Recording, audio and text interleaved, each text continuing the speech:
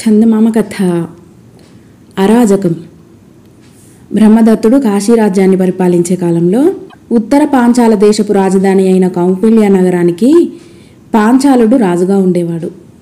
ఆయన భోగలాలసుడు, అవినీతిపరుడు అయి రాజ్య పరిపాలన విషయంలో కొంచెం కూడా శ్రద్ధ వహించేవాడు కాదు.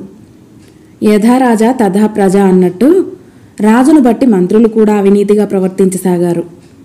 ప్రజలపై నానాటికి పన్నుల భారం హెచ్చసాగింది. అరాజకం తల ఎత్తింది.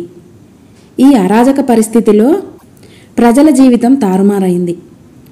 పగలు రాజభటుల పీడ, రాత్రి దొంగల పీడ హెచ్చిపోయింది. అందుచేత నగరవాసులు తమ ఇళ్లకు తాళాలు పెట్టి, వాకిళ్లకు ముళ్ళకంపలు అడ్డం పెట్టి, తమ భార్యలతోనూ బిడ్డలతోనూ అరణ్యానికి వెళ్ళి అక్కడ తలదాచుకోసాగారు. వాళ్ళు పగలల్లా అడవిలో గడిపి అర్ధరాత్రి వేళ తమ ఇళ్లకు వస్తుండేవారు.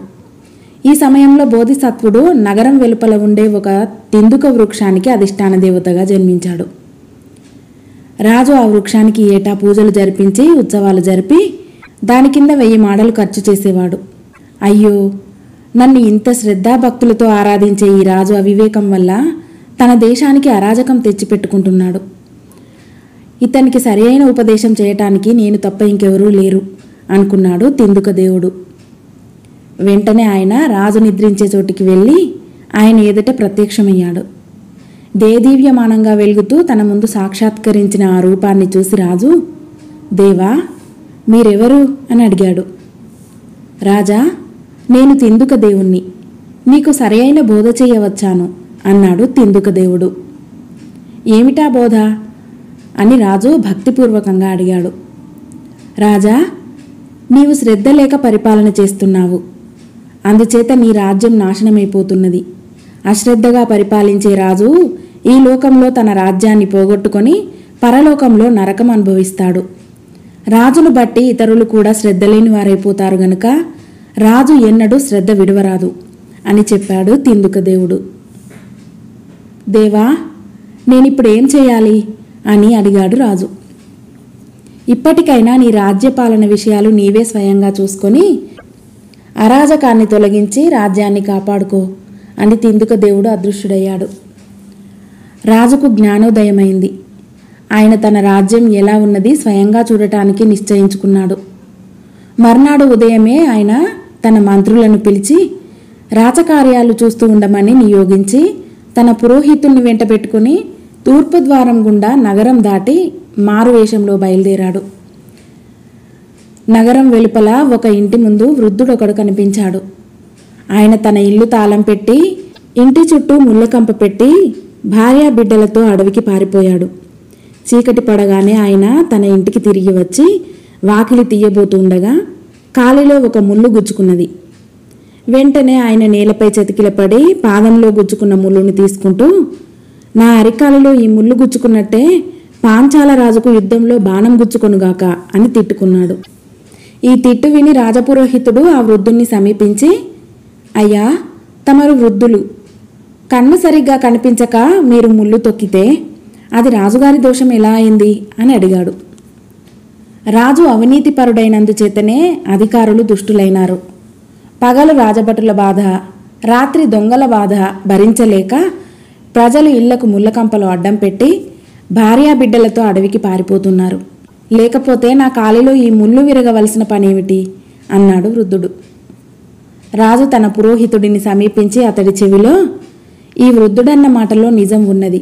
మనం నగరానికి తిరిగి వెళ్ళి పరిపాలన సరిగ్గా సాగిద్దాం అన్నాడు. ప్రభు, మీరు తొందరపడకండి అంటూ పురోహితుడు రాజుని ఇంకొక గ్రామానికి తీసుకుపోయాడు. అక్కడ వారికొక స్త్రీ కనిపించింది. ఆమెకు యుక్త వయస్సు వచ్చి ఇంకా పెళ్లి కాని కుమార్తెలు 2 ఉన్నారు. వారిని అడవికి తీసుకుపోవటం ఇష్టం లేక ఆమె తన ఇంటనే దాచి ఉంచి వారికి కావలసిన కట్టెలు, ఆకులు తానే తెస్తూ ఉండేది. ఇప్పుడు ఆమె ఏవో ఆకులు కొయ్యటానికి ఒక చెట్టెక్కి దానిపై నుంచి కింద పడి, ఈ రాజు చచ్చిపోను, వీడు బతికుండగా కన్యలకు పెళ్లి గీత కూడా లేదు అన్నది. ఈ మాటలు విని పురోహితుడు ఆమెను సమీపించి, బుద్ధిహీనురాలా, రాజ్యంలో ఉండే ప్రతి కన్యకు భర్తను వెతకటమే రాజుగారి పని అనుకున్నావా అన్నాడు. అరాజకం పెరిగింది. దుర్మార్గులు విజృంభించారు. పగలు రాజభటుల భయం, రాత్రి దొంగల భయం. కన్యలకు భర్తలు ఎలా దొరుకుతారు అన్నదాశ్రీ. రాజు పురోహితుడు అక్కడి నుండి బయలుదేరి ఇంకా ముందుకు వెళ్ళారు. ఒక పొలాన్ని దున్నుతూ ఒక రైతు వారి కంటపడ్డాడు. అతను దున్నుతూ ఉండగానే నాగలి కర్రు గుచ్చుకొని ఒక ఎద్దు పడిపోయింది. వెంటనే ఆ రైతు పట్టలేని కోపంతో, ఈ పాంచాల రాజు గుండెలో బల్లెం గుచ్చుకొని ఇలాగే పడిపోరాదా, మా కష్టాలు తీరుతాయి అన్నాడు. పురోహితుడు రైతుతో, ఏమోయ్, నీ అశ్రద్ధ వల్ల ఎద్దుకు దెబ్బ తగిలి పడిపోతే అందులో రాజుగారి తప్పేమిటి అన్నాడు. రాజుగారి తప్పు కాకపోతే ఎవరి తప్పు? పాలకులు దుర్మార్గులైతే బక్కవాళ్ళు ఏం బ్రతుకుతారు? పగలు రాజభటుల భయం, రాత్రి దొంగల భయం. మా వెట్టిది నా కోసం వండి తెచ్చిన కూడు దుర్మార్గులు మెక్కేశారు. మళ్ళీ వండి ఎప్పుడు తెస్తుందా అని నేను నోరు తెరుచుకు చూస్తుండటం మూలాన బంగారం అంటే ఎద్దు కాస్త దెబ్బతిని పడిపోయింది అన్నాడు రైతు. ఆ రాత్రికి వారిద్దరూ ఒక గ్రామంలో పడుకున్నారు. మర్నాడు తెల్లవారి లేవగానే వారికి ఒక పాలు పితికేవాడు కనిపించాడు. వాడు పాలు తీస్తుండగా ఆవు ఒక తన్ను తన్నింది. పాలు పితికేవాడు ఆ దెబ్బకు అబ్బా అని పెద్దగా మూలుగుతూ వెనక్కు పడి, ఈ పాంచాల రాజుకు కూడా ఇలాగే యుద్ధంలో కత్తిపోటు తగిలితే ఎంత బాగుండును అన్నాడు. నీ ఆవు పాలివ్వక తన్నితే అది కూడా రాజు తప్పేనా అన్నాడు పురోహితుడు. ఎందుకు కాదు?